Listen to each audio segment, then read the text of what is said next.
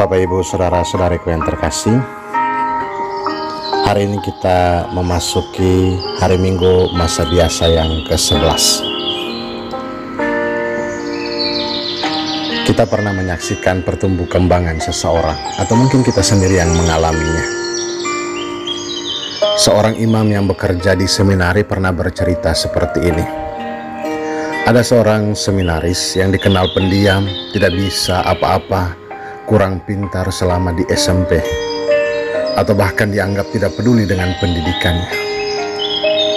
Suatu ketika, dia mampir ke sekolahnya di SMP yang dulu, dan dia berbicara dengan para gurunya, bertanya tentang nilai dan lain sebagainya, bicara tentang bagaimana cara pelafalannya, pengucapannya, cara bicaranya, dan lain sebagainya.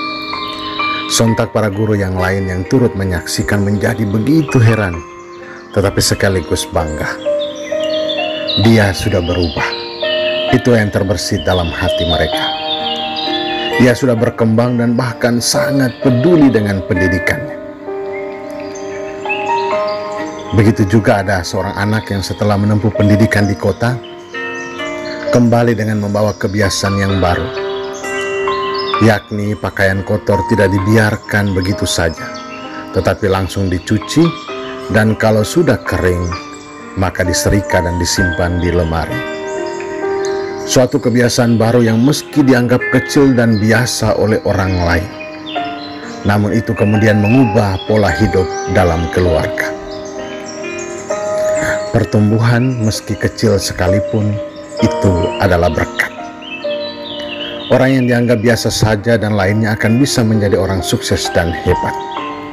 Orang yang dianggap kurang pintar di kelas bisa menjadi manajer bagi orang-orang pintar. Dan masih banyak kisah lainnya yang menunjukkan bahwa pentingnya proses untuk bertumbuh dan berkembang.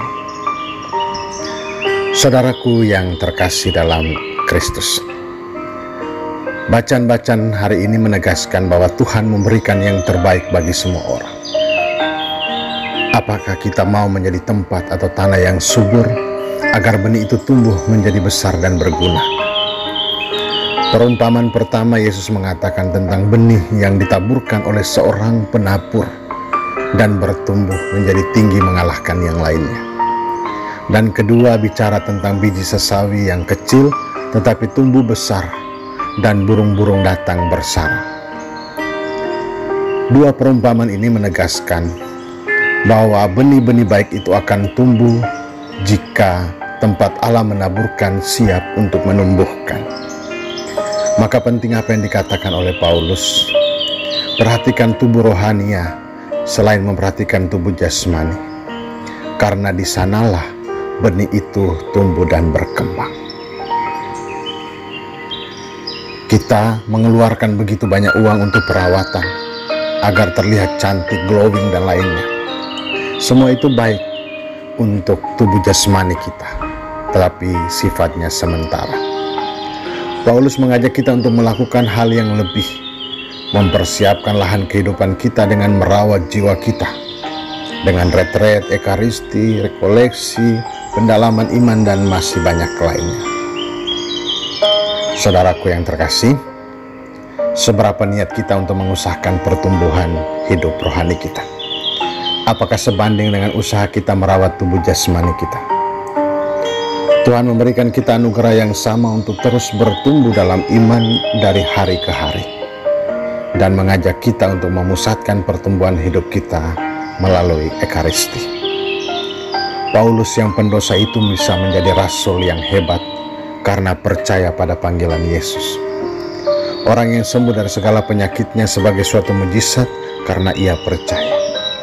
Anak seminaris yang bertumbuh menjadi lebih baik karena ia percaya. Dan anak yang berubah menjadi lebih rapi dan bersih setelah hidup di kota juga karena percaya.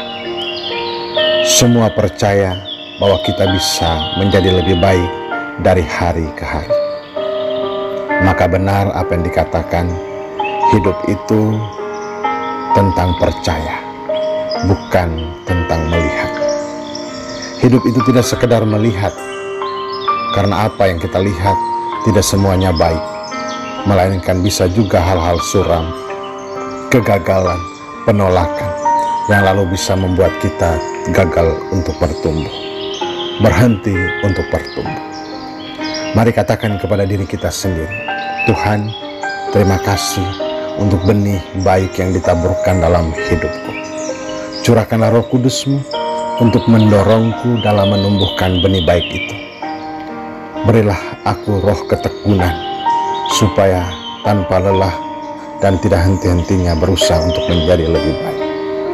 Temaniku agar boleh bertumbuh menjulang tinggi, sehingga menjadi tempat berlindung bagi orang lain, tempat orang merasakan cinta-Mu, tempat orang merasakan damai. Selamat hari Minggu, Tuhan memberkati.